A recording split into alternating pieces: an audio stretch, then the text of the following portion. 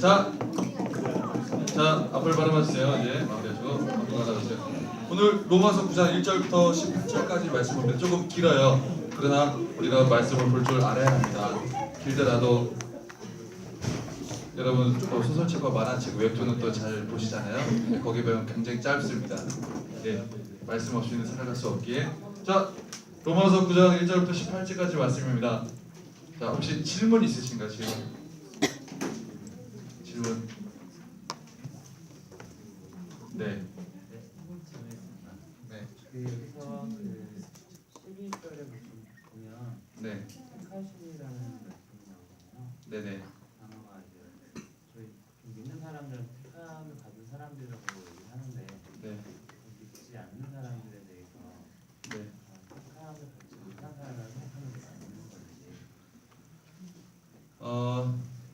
굉장히 많은 오류가 생길 수 있는 논란의 여지가 있는 부분인데 일단 한번 답변 드릴 수 있는 데까지 드리고 갈게요. 보통 우리가 믿음이라는 단어를 하나 사용할 때에도 굉장히 복합적인 의미로 해석이 돼요. 한 단어에. 예를 들어서 성경에 보면 구원에 이르는 믿음도 있고 세상을 이기는 믿음도 있고, 그러나 그 모든 것을 사용하고 표현하는 데는 믿음이라는 단어 하나로만 사용이 되고, 택하심과 부르심과 예정과 어떻게 보면 넓은 의미의 택하심이 있고 또한 지역적인 부분의 택하심이 있고, 그 모든 부분에 있어서 택하심과 부르심이라는 단어가 또 구분 없이 사용되어지기 때문에 우리가 혼란스러워하는 경우가 많이 있습니다. 그래서 불신자들이 하나님은 그럼 불신자로 지옥 갈 운명으로 택하신 거냐? 또 그러면은 구원할 사람으로만 택하신 거냐? 이 사람을 이렇게만 택하신 거냐? 하나님께서 특별하게 택하신 경우도 있어요. 그러나 성경 전체 맥락을 보면 하나님은 모든 사람의 구원에 이르기를 원하신다고 말씀하시거든요. 그렇다면 이걸 가지고 우리가 보통 이제 어떻게 보면 예정론이나 깔뱅이 예정론이나 그리고 이제 하나님의 선택 이런 부분에서 계속 흘러가고 있는데, 예정론이 나오게 된 배경이 있어요. 배경은 하나님의 주권을 우리가 인정해야 된다라는 배경에서 나온 거고, 깔뱅도 그렇고 어거스틴도 그렇고 결정론적으로 말한 적은 없어요. 그러나 그 이후의 후학들이 이걸 이제 결정론적으로 만든 경우들이 좀 있죠. 그리고 우리도 성경에서 나오는 이 예정에 관한 부분이나 택하심에 부르심에 관한 부분을 예를 들어서 몇 명 천국 몇 명 지옥, 요건 아니에요.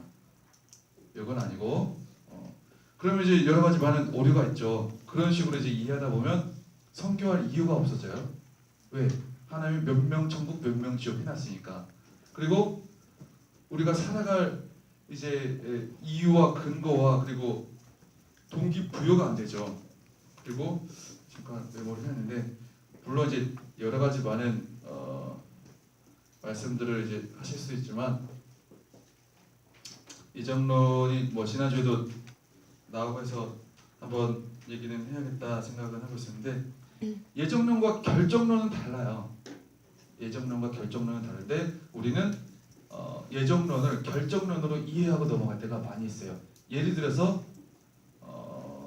우리가 보통 믿음이 있냐 없냐를 얘기할 때에도 이제 구원에 이르는 믿음과 세상을 이겨내는 믿음, 성경에서는 두 가지 혹은 그 이상의 믿음에 관해서 이야기를 하는데도 불구하고, 담배 피면 쟤는 믿음 없는 아이야. 교회 한번 빠지면 믿음 없는 아이야. 그리고 화내면 쟤는 믿음 없는 아이야. 이것이 어디로 귀결되느냐? 천국 가고 지옥 가는 그런 사상으로 이제 결정론적으로 귀결되는 행태가 많이 자행이 되죠. 그러면서 오류에 빠지죠. 나는 구원 못 받은 것 같아. 역시 나는 믿음이 약했어. 믿음이 약한 걸 가지고 천국 가네 지옥 가네를 또 이제 판단하게 되죠. 잘못된 부분들인 거죠. 구원의 주권은 하나님께 있고, 구원은 예수 그리스도를 하나님으로 내가 믿고 내 주인으로 믿고 고백하며 십자가의 사건을 통해서 내 모든 죄가 사해짐을 믿고 부활한 것이라는 것을 믿으면 나는 구원을 얻는다는 그 말씀만이 있을 뿐이에요.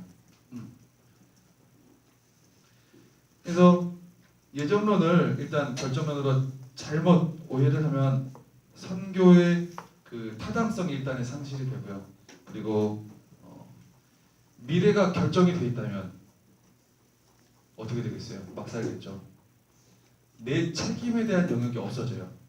그리고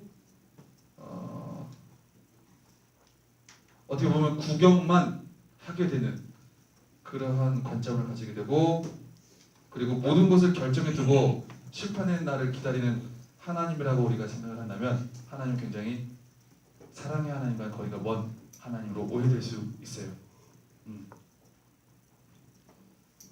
일단은 예정론을 결정론으로 받아들이는 건 조금 많은 신학적인 오류가 있다라는 거고, 요 부분을 저는 이제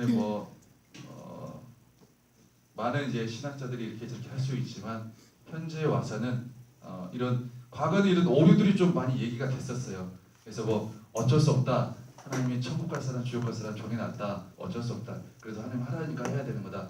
이런 식으로 이제 설명을 한 경우가 가끔은 있었는데, 그것은 올바른 해석의 방법은 아니라고 많은 사람들이 이제 이야기를 합니다.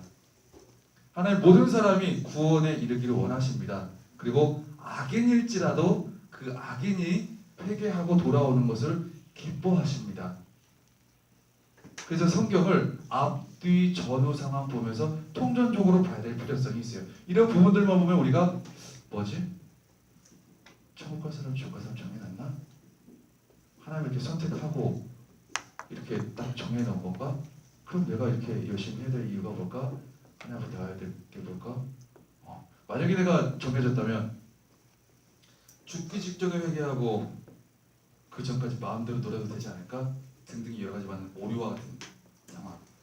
그냥 성경에서 말하는 택하심과 부르심과 그리고 선택 이렇게 예정에 관한 부분은 그러한 방향성은 아니라는 것을 이해해 주시면 좋을 것 같습니다. 이 안 되면 또 세부적인 질문을 해주시면 좋습니다. 또 질문? 네. 전에 야곱은 사랑하고 에서는 미워하셨다 하는 그 말씀 나오잖아요. 네네. 왜 그러셨는지 궁금하고요. 끝까지 미워하셨는지 네. 또 궁금해. 제가 창세기 말씀 묵상하면서 에서가 나중에 야곱이랑 그 화해하는 장면 나올 때 에서가 되게 괜찮은 사람이라고 생각해서 감동을 받은 적이 있었는데 하나님 에서를 미워하셨다 하니까 혼란스러우셨어요.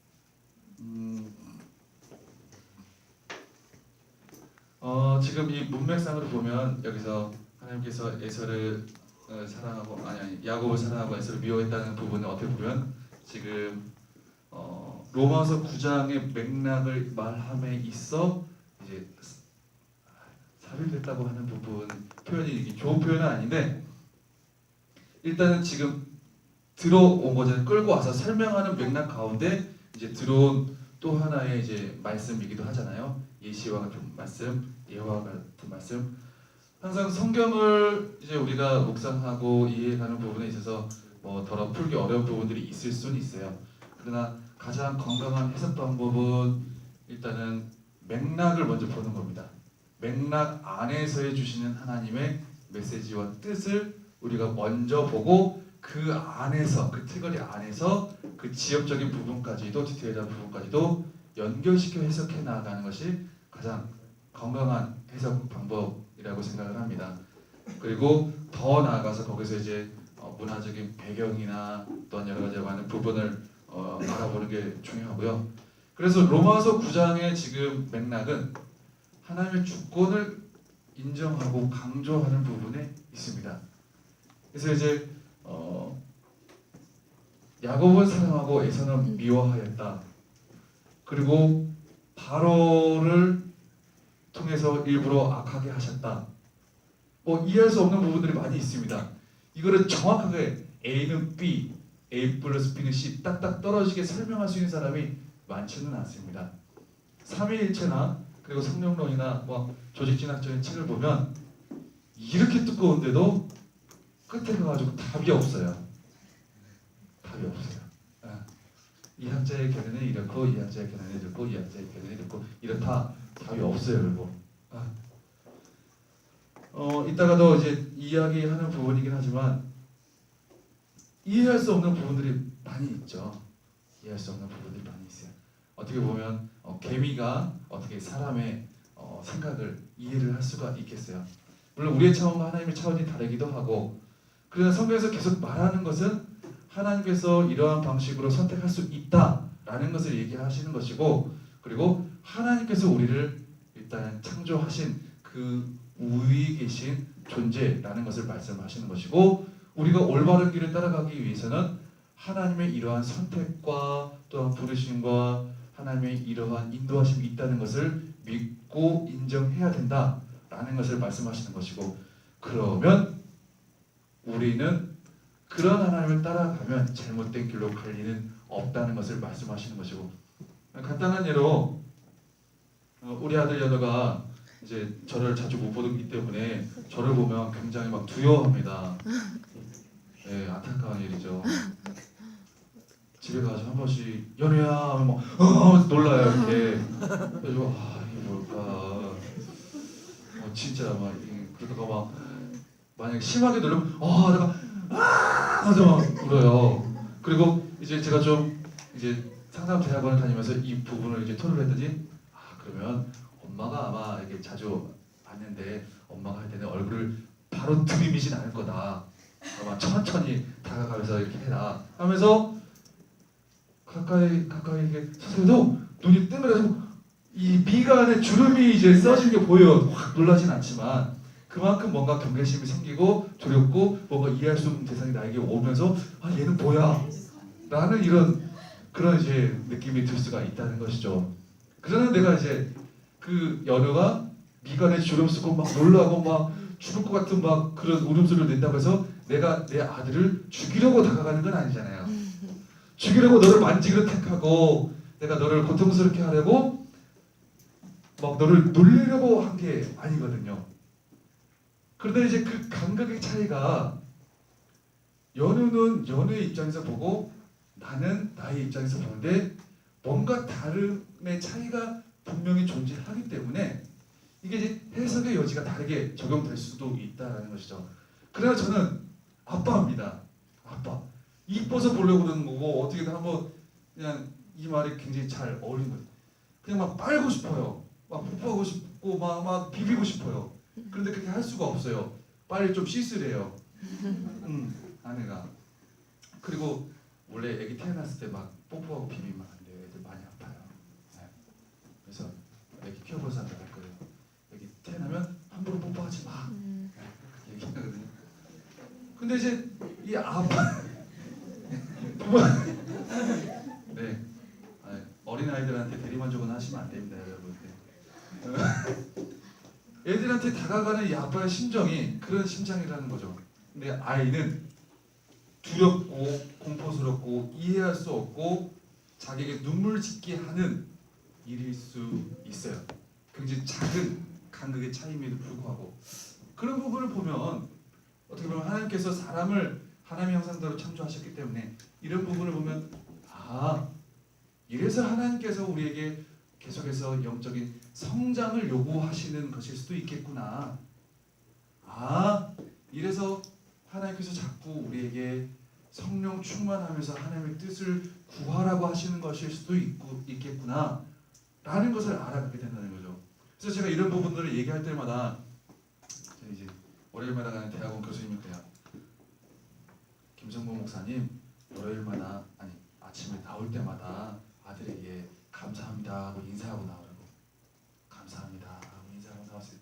저도 어느 순간부터 우리 자녀한테 그 인사하면서 매일 집을 갔습니다. 아드님 감사합니다. 아드님 감사합니다. 아드님 감사합니다.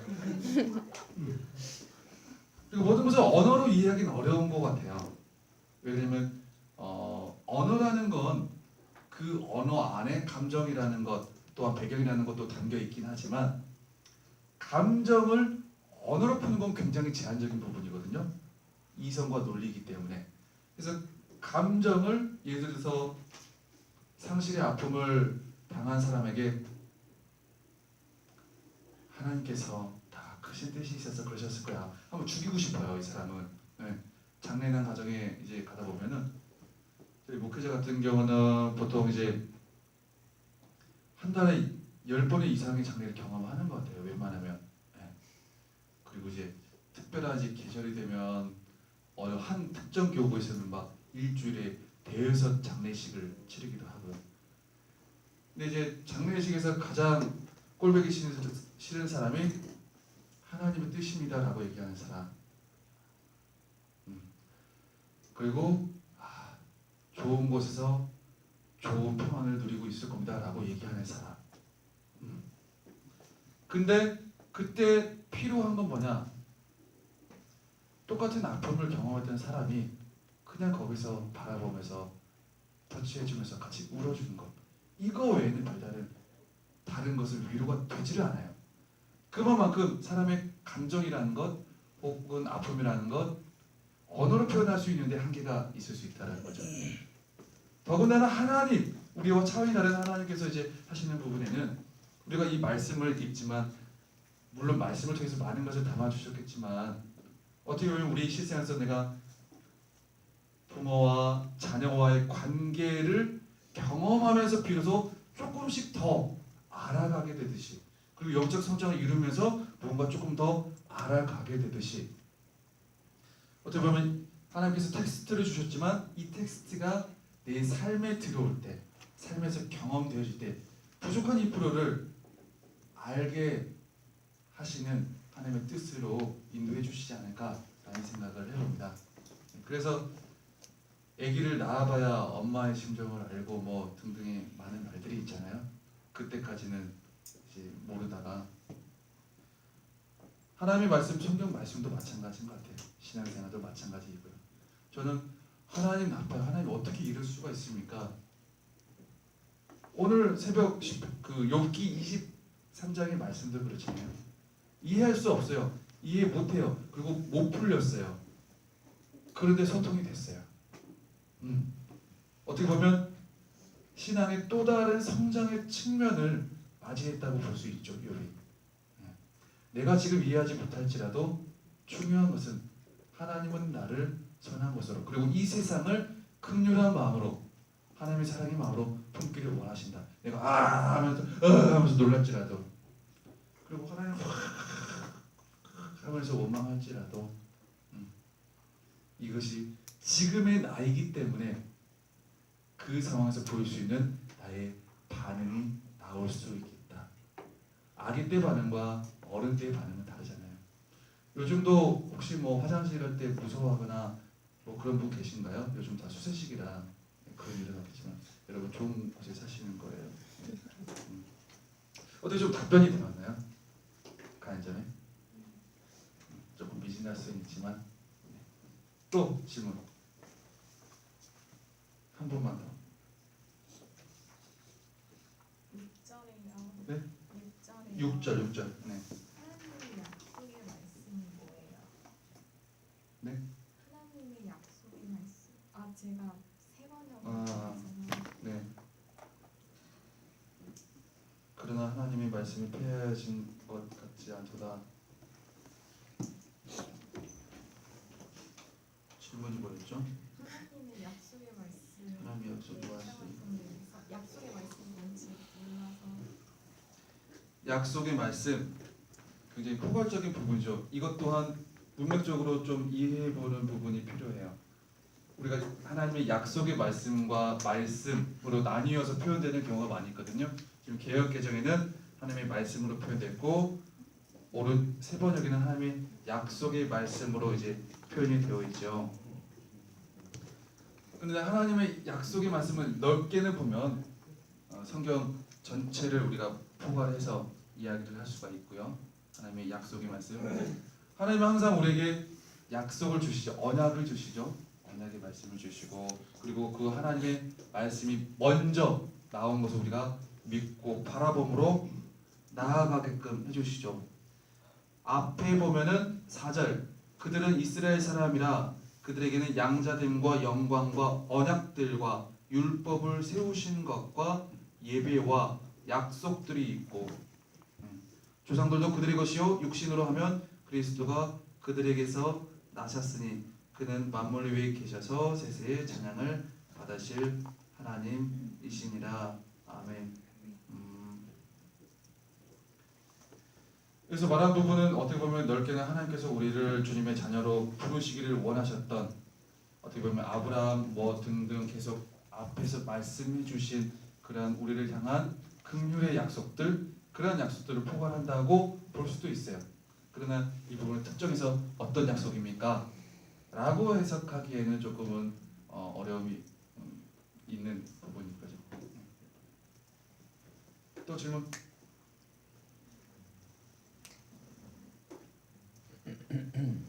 그럼 한 명만 나눠볼까요? 한 명만. 사무엘? 참, 네, 사무엘 형제 멋있어요.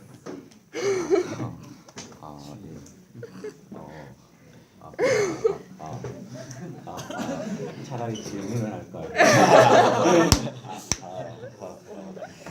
예.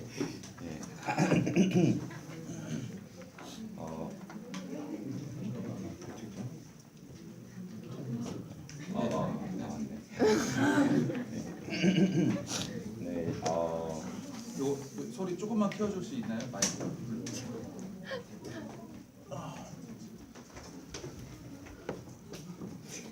네.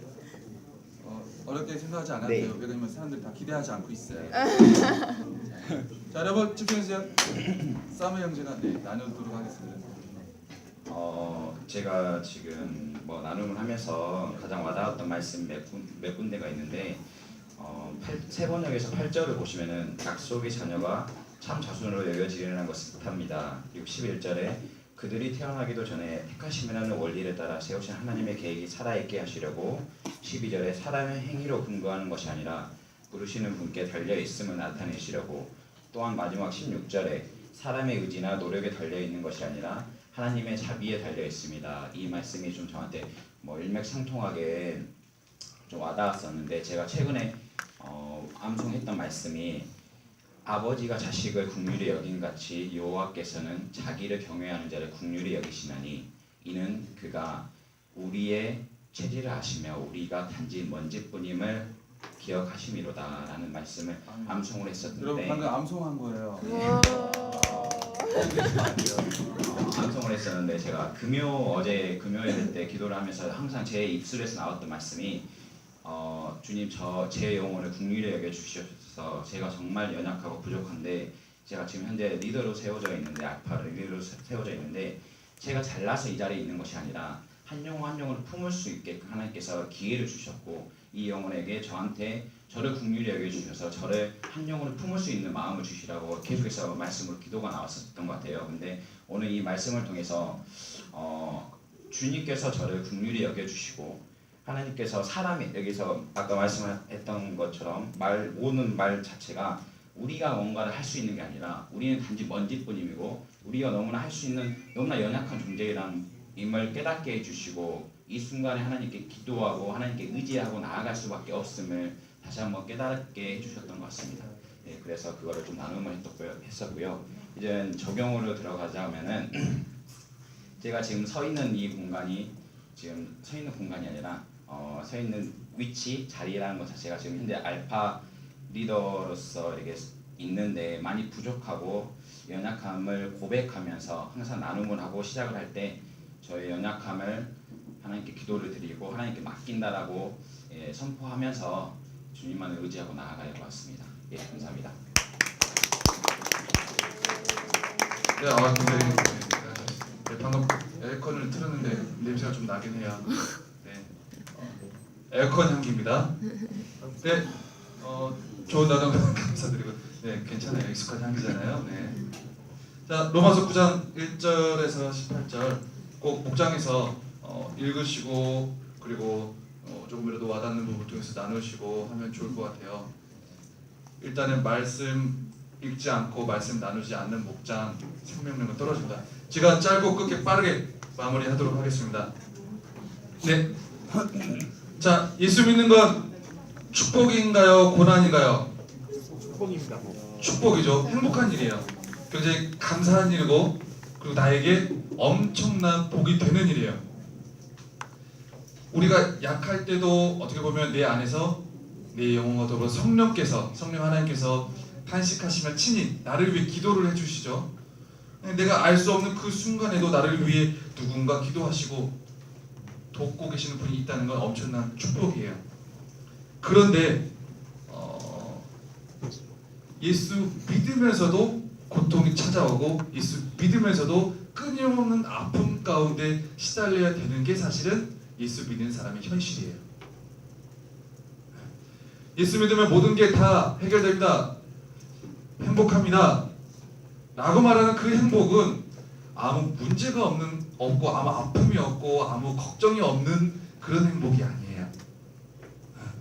예수 믿는다는 건 믿는 그 순간부터 예수 믿는 사람이 가지고 가는 고통과 아픔이 이제 이어지는구나 라는 말과 똑같아요. 그 안에서 물론 성령님의 은혜로 이제 우리가 행복합니다, 감사합니다 라는 말들을 이제 고백할 수는 있지만, 오늘 로마서 9장 1절부터 18절까지의 전체 말씀을 두 단어로 하면, 두 글자로 하면 역설이에요. 역설. 그리고 1절부터 5절까지를 말하면 사명의 역설, 그리고 6절부터 18절까지 말하면 신앙의 역설. 그 역설 투성이에요.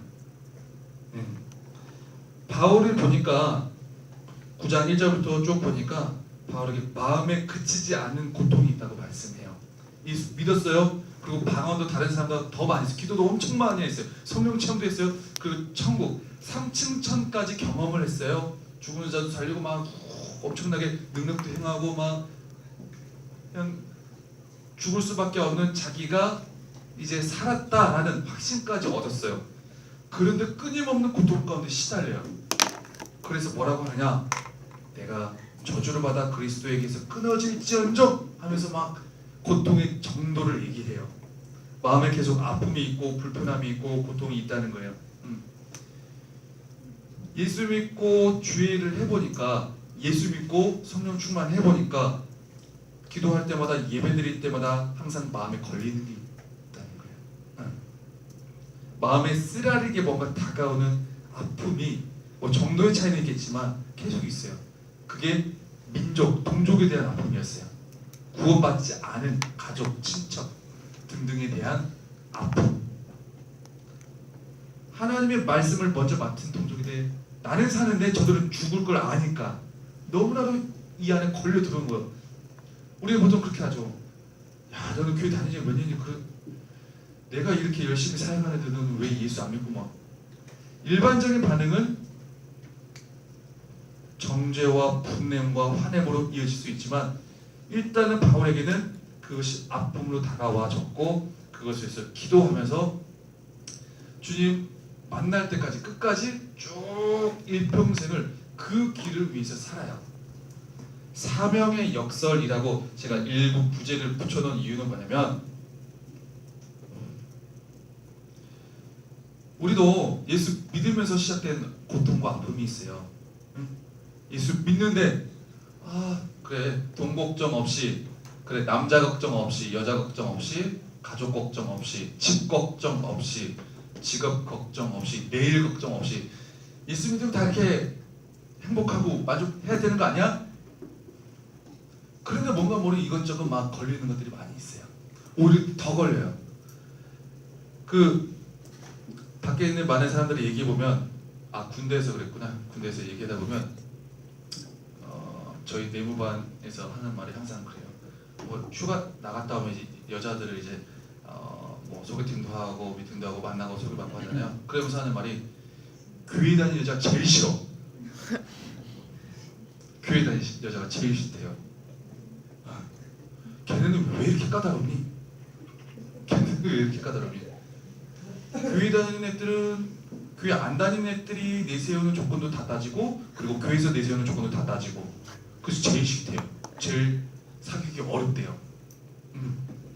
그래서 막 이런저런 막 토로를 하는 거예요. 어떻게 보면 예수 믿는다는 것이 조금 내 인생을 까다롭게 하는 부분이 될 수도 있을 것 같아요. 아니면 내 인생에 그냥 세상 사람처럼, 예수 안 믿는 사람처럼 쉽게 풀릴 수 있는 부분은 무언가 조금 어렵게 가는 길처럼 여겨질 수도 있을 것 같아요. 굉장히 공감하시는 분들 몇 명 있는데 한 3분 있는 것 같아요. 주의 축복이 함께 하시기를 주. 어떻게 보면 이게 아픔이 될 수도 있고요. 예수 믿는 여러분에게는 어떤 아픔이 있는지 한번 생각해봤나요? 예수 믿는 여러분에게는 어떠한 답답함이 있는지 생각해봤나요? 예수 믿는 여러분에게 어떤 고통이 있는지, 짜증이 있는지, 분냄이 있는지. 여기서 보면 바울의 이 아픔이라는 게, 바울의 그 고통이라는 게 하나님의 뜻을 이루는 사명의 자리로 된다는 것을 우리는 볼 수 있어요. 예수 믿으면서 내가 아파야 되는 부분, 예수 믿으면서 내가 고통 당해야 되는 부분, 예수 믿으면서 내가 무언가 풀리지 않는 것 같은 답답함을 경험해야 되는 부분은 어떻게 보면 바울과 같이 나의 사명의 자리로 연결되어질 수 있다는 거죠. 우리의 아픔이 깃들어 있는 기억 또는 상처에 대한 기억, 이것을 통해서도 하나님은 많은 부분들을 활용하시는 것을 본 경우가 있어요. 많은 목회자분들이 있잖아요. 유명 부흥 강사분들, 그리고 많은 설교자들, 많은 리더들, 많은 사람들의 아픔이 많은 사람을 살린다는 걸 우리는 예수 믿으면서 많이 경험을 해왔어요. 유명한 목사님들 설교 내용 봐봐요. 어려서부터 이렇게 아프고 저렇게 아프고 이렇게 고생하고 저렇게 고생하고 가족 식구들이 이렇게 막 그지같이 살고 이거밖에 없어요. 근데 그게 많은 사람을 살려요. 많은 사람을. 어떻게 보면 저는 왜 이렇게 자꾸 헤어져야만 하나요? 굉장한 아픔입니다. 저는 왜 이렇게 무시만 당해야 되나요? 굉장한 아픔이에요.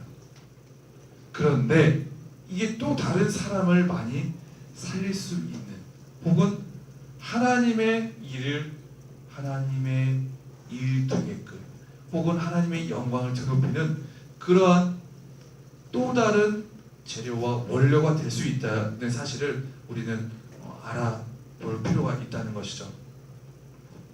여러분의 아픔, 그리고 여러분의 상처의 기억들이, 그리고 여러분의 부끄러움의 기억이 또 다른 사명의 자리로 이어질 수 있다는 것을 잊지 않으셨으면 좋겠어요. 모든 과거, 모든 기억, 모든 아픔, 모든 상처는 많은 사람을 살리는 도구가 됩니다. 주님 앞에 섰을 때, 우리가 주님 앞에 만났을 때, 너 뭐 얻어왔냐? 뭐 얻어왔니? 네. 먹고 만나고 놀다 왔습니다. 남는 게 없는 거예요. 남는 게. 주님께서 주신 이 상처와 아픔을 통해서 이렇게 많이 제가 많은 영혼을 살리고 하나님의 말씀을 또 성취하고 보람 있고 의미 있는 일을 살다 왔습니다.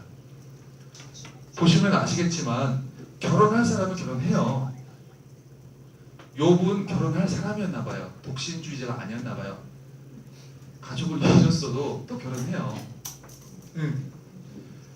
내가 말 그대로 그 바울처럼 독신의 일명 우리가 말하는 것처럼 독신 은사가 아닌 사람, 예를 들어서 뭐 남녀가 있는데 저는 이 여자가 남자처럼 느껴져요. 저는 이 남자가 여자처럼 느껴져요. 이성이 아닌 동료로서만 느껴집니다.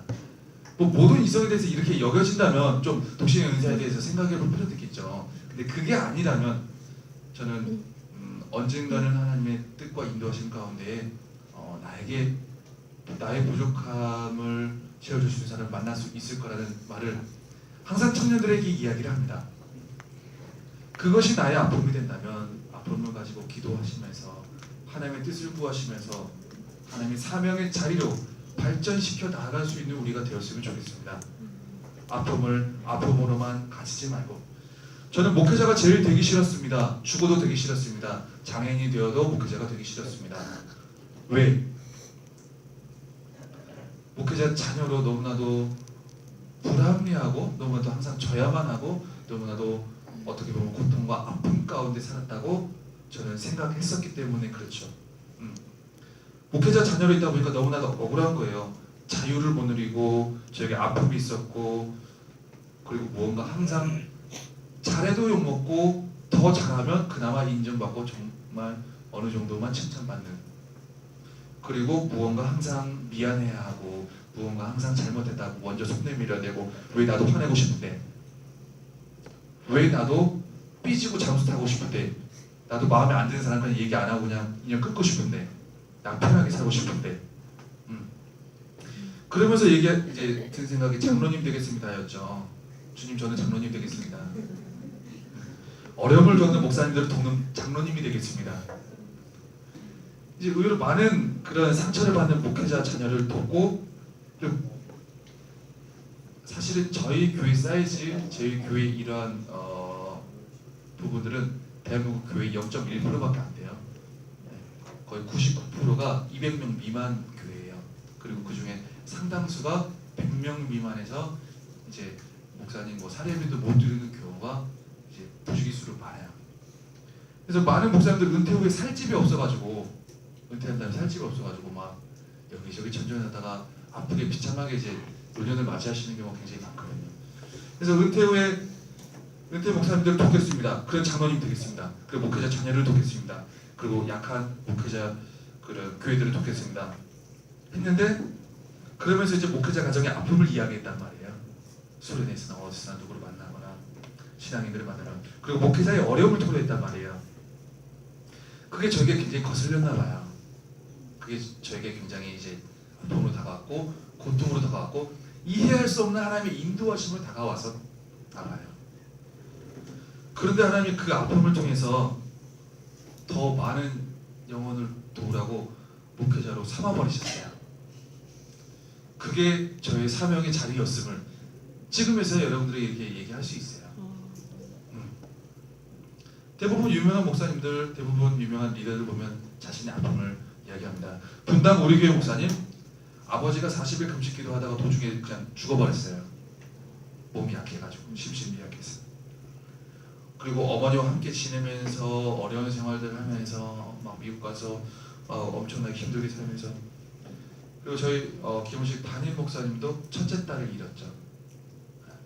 열심히 마치고 돌아오는데 첫째 아이가 아빠 방귀 오면서 떨어져서 그런 아픔들을 가지고 있기 때문에 또 담임 목사님 같은 경우는 그런 아픔과 어려움을 가지고 있는 사람들에게 도움을 주고 위로를 주고 하나님의 말씀을 전할 수가 있는 거죠.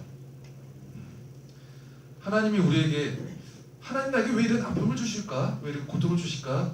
자꾸 거슬리게 하실까? 생각나게 하실까? 해도 안 되는 이 안타까움을 왜 내 안에 계속 남게 하실까? 고민될 수 있죠. 그런데 그런 자리일수록 이 부분이 나에게 사명의 자리가 될 수 있겠구나. 이 부분이 나에게 무언가 더 기도하고 더 하나님의 일을 이루어낼 수 있는 시작점이 될 수도 있겠구나 라는 걸 우리는 생각을 해야 된다는 거죠. 하나님은 그런 아픔들을 통해서 어떻게 보면 고통, 답답한 짜증, 분냄 그런 요소들을 통해서 기도하게 하셔요. 너희를 박해하는 자를 위해 기도하라. 축복하라. 아직도 용서 못한 사람이 많이 있잖아요. 나에게 직접적으로 준 상처가 아님에도 불구하고 아직도 용서 못한 사람이 많이 있어요. 이상한 일이에요. 이상한 일. 자꾸 거슬려요. 자꾸 걸려요. 자꾸 안타까움이 느껴져요. 내가 품어야 될 사명의 요소예요. 내가 품어야 될 사명의 자리이고 여러분의 자꾸 마음에 걸리는 모건이 혹시 있나요? 누구예요? 그 사람? 한 명 이상은 다 있을 거예요. 자꾸 짜증나게 하는 사람 있죠? 가만히 있어도 막 생각나고 자꾸 나를 힘들게 하는 사람, 어렵게 하는 사람 자꾸 나를 안타깝게 하는 사람이 있어요. 안타깝다고 하면 조금 뉘앙스 다르죠? 다 사실 같은 맥락인데 나에게 안타까움으로 다가오는 사람이 있단 말이에요.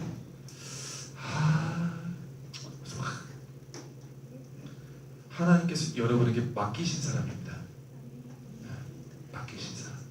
여러분의 기도가 필요한 사람입니다. 여러분을 통해서 변화될 사람입니다.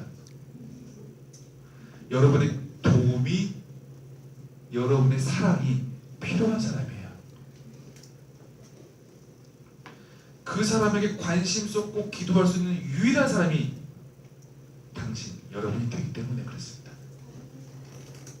이상하게 여길 필요가 없어요. 안타깝게 여겨지고 조금 싫게 여겨지고 하는 부분들, 장난으로라도 자꾸 거슬리고 자꾸 사라지지 않는 것은 괜히 사라지지 않는 게 아니에요. 예전에 프랑스인가에 어딘가에 유럽에서 선교사님이 수요예배 때 오셔서 한번 말씀을 전해주신 게 생각이 나는데요. 자기가 이제 청년부 생활할 때 청년부 그 사무실, 청년부실 들어가면 항상 이제 막 들어가면서부터 막 엄청나게 더럽고 지저분하고 막 제발 좀 청소 좀 했으면 좋겠다고 그렇게 느껴지는 순간들이 굉장히 많았대요. 그래서 회장 찾아가서 얘기하고 청소 좀 하라고, 청년부 사무실 왜 이렇게 가만히 안 두냐, 개판이냐고 막.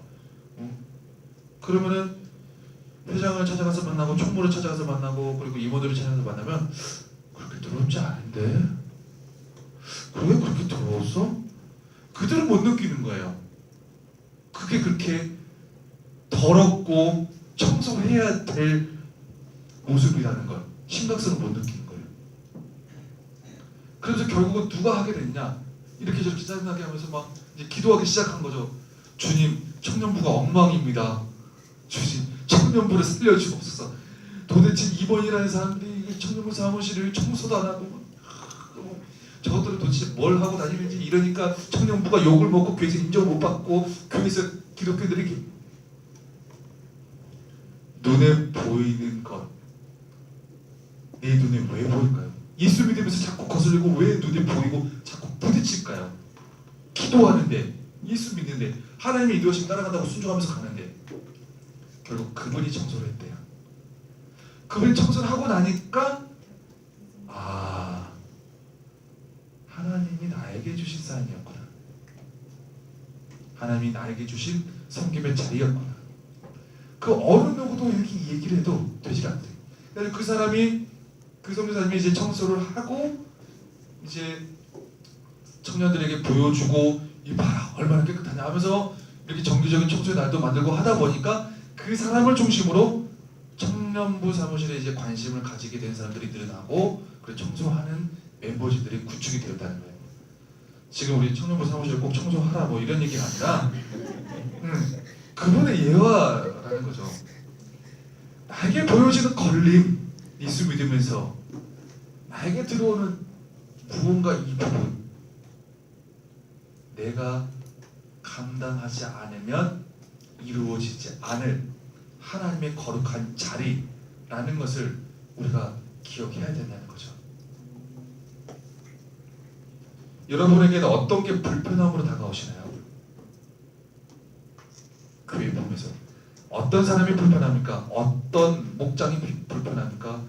어떤 예배의 요소가 불편합니까? 어떤 장소가 불편합니까? 어떤 시간이 불편합니까? 예수 믿으면서, 신앙생활하면서, 하나님 뜻 따라가면서. 바울이 호화스럽게 막 모든 걸 누리고 모든 걸 만족하고 모든 걱정하고 그런 것만 사는 게 아니에요. 항상 불편함이 있었어요. 하나님의 무언가를 도전을 주기 위해서 우리에게 불편함을 심어주기도 하신다는 사실을 기억해야 됩니다. 우리가 흔히 말할 때 거룩한 부담감이라고 하죠. 근데 이 말에 영혼 없이, 영혼 빼서 얘기할 때가 많이 있죠. 하기 싫으니까요. 기도하지 않는 자는 영혼 빼고 말해요. 근데 기도하는 자는 맞아, 이거 해야 되겠지. 제가 기도 안 했으면 어떻게 됐을까요? 장로님 됐을까요? 장로님 됐을까요? 많은 목회자분들이 그러잖아요. 제가 돌고 돌아 이전부터 제 눈에 들어갔고 제 마음에 들어갔고 제가 불편하고 여기저 알고 있었는데 돌고 돌아 지금 제 나이 40, 50대요. 모든 것을 잃고 많은 것을 깨달아 이제 이 길에 들어서게 되었습니다 라는 간증을 저는 여러분 입에서 나오지 않기를 바랍니다. 내가 할 수 있는 일이고 내가 갈 수 있는 길이고, 무언가 기도함에도 불구하고 크고 작은 불편함으로 다가오면서 자꾸 내가 해야 될 것 같고, 내가 그를 위해 기도해야 될 것 같고, 그를 위해 섬겨야 될 것 같고, 내가 용서해야 될 것 같고 한다면 어차피 하게 될 일이라면 일찍 하는 게 좋습니다. 먼저 하는 게 좋습니다. 제가 군대에서 비전을 구하면서 소명을 구하면서 한 하나의 기도, 언제나 간증하는 하나의 기도가 있습니다. 주님, 40대 때 제가 개기면서 목사를 할 거면 지금 당장 땡겨 주옵소서. 제 마음을. 어차피 50대 때 할 거라면 지금 당장 땡겨 주옵소서. 제 마음이 반항을 하거들랑 하나님의 크신 뜻을, 선하신 뜻을, 좋은 길을 미리 땡겨서 볼 수 있는 희한을 주옵소서.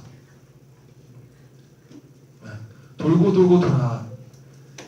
여러분은 일찍 확인하시기 바랍니다. 이런 말 하고 싶지 않습니다. 일찍 땡겨 주옵소서. 다른 거에 시선이 많이 뺏겨 있을 때, 그러나 사람들은 이 불편함을 적당히 커버합니다. 적당히 커버해요.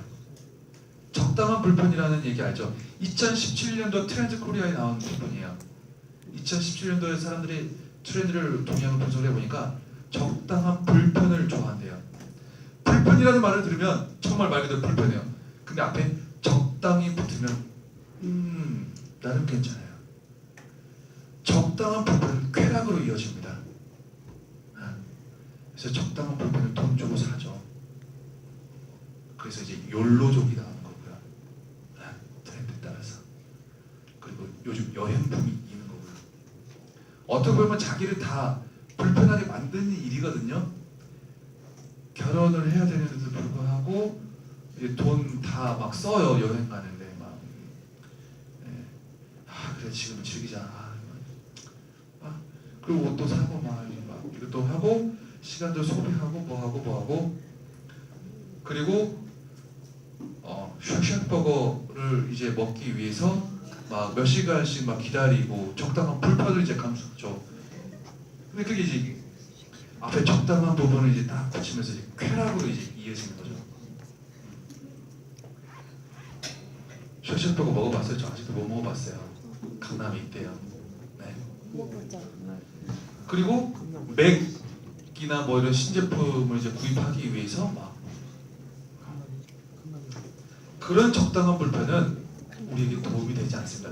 오히려 그 불편함을 통해서 우리가 개발하고 섬겨야 될 부분들을 가리워버리게 만들어버려요. 불편한 게, 그리고 아픈 게, 그리고 나에게 어려움으로 다가오는 게 나의 사명일 수도 있다는 게 로마서 9장의 첫 번째 메시지입니다. 그리고 이어지는 말씀 6절부터 18절 말씀, 사명도 신앙도 이해되지 않는 것이 많다는 거죠.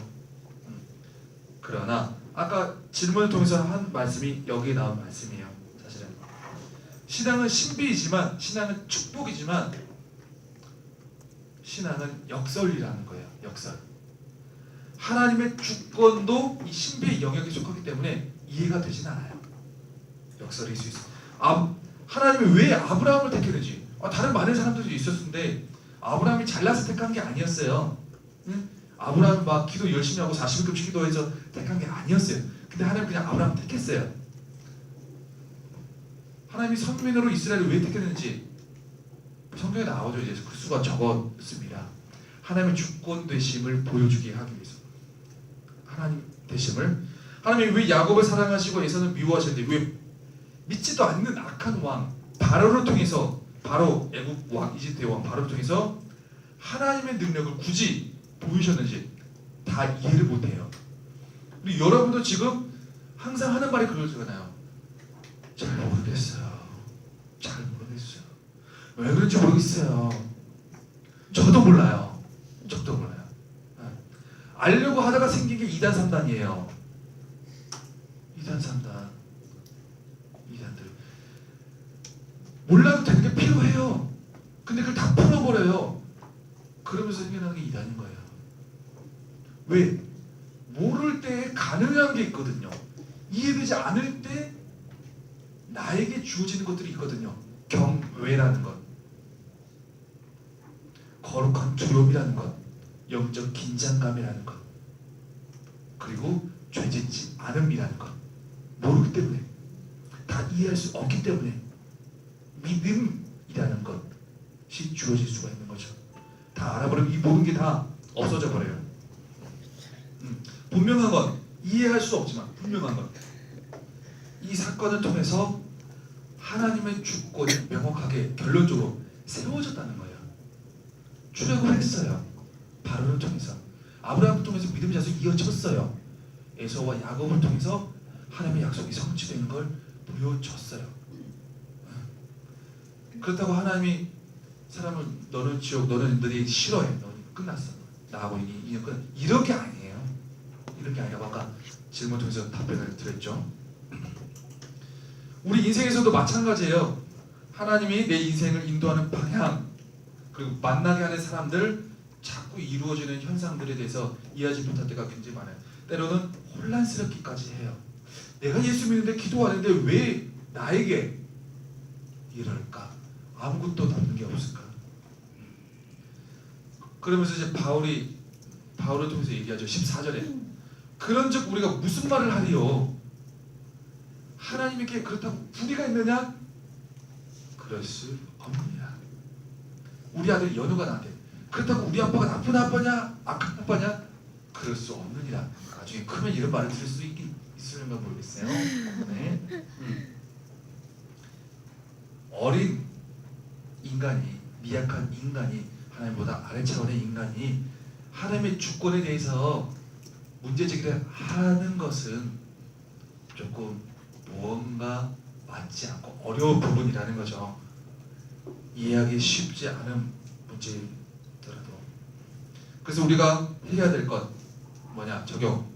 이해할 수 없다면 이해할 수 없는 사람입니까? 이해할 수 없는 자입니까? 그렇다면 하나님의 역사를, 그 순간 가운데 있는 하나님의 역사를 누릴 줄 알아야 된다는 거죠. 그리고 동참하기 위해서, 쓰임받기 위해서 기도할 줄 알아야 된다는 거죠. 이해할 수 없는 그 자리, 나보고 섬기라고, 나보고 기도하라고, 나보고 용서해주라고, 나보고 사랑해주라고, 나를 또 다른 이 부분의 사명자를 부르신 거구나. 이해할 수 없는 그 순간 그 자리. 하나님은 어떻게든 이해되든 이해 안 되든 그 불편함을 통해서, 그 아픔을 통해서, 혹은 그 부분을 통해서 우리를 놀라운 방향으로 인도해 주실 것이 확실하기 때문에 그렇죠. 확실한 것. 요건 우리의 좁은 시각으로, 좁은 지각으로 하나님의 역사를 제대로 이해할 수 없습니다. 그러나 불평하거나 원망하지 맙시다. 그리고 따지지도 맙시다. 그리고 저는 불평하고 원망 안 해요. 그러면서 옆 사람한테 가가지고 막 조잘조잘대는, 이게 불평과 원망인 거예요. 불평과 원망이 뭔지를 모르지만 옆 사람한테 막 다른 게 없어요. 뭐 하나님한테 말 안 한다고 원래 기도 잘 안 하잖아요. 친구들 하지 말아요. 사람들한테 하지 말아요. 그 안에서, 이해할 수 없는 그 안에서 하나님의 은혜를 찾고 찾아야 되고, 그 안에서 하나님의 은혜를 누리고 기도해야 된다는 사실. 그리고 나는 정말 하나님의 주권을 인정하고 있는가, 정말 내 삶 속에서 이해할 수 없는 그 순간 가운데서 하나님의 은혜를 발견하고자 하고 있는가, 자기에게도 한번 물어보고, 그리고 목원들에게도 한번 물어보면서 같이 컴플레슈 하면서 이겨내 나갔으면 좋겠습니다. 아멘. 아멘. 아멘. 네. 찬양 한 곡.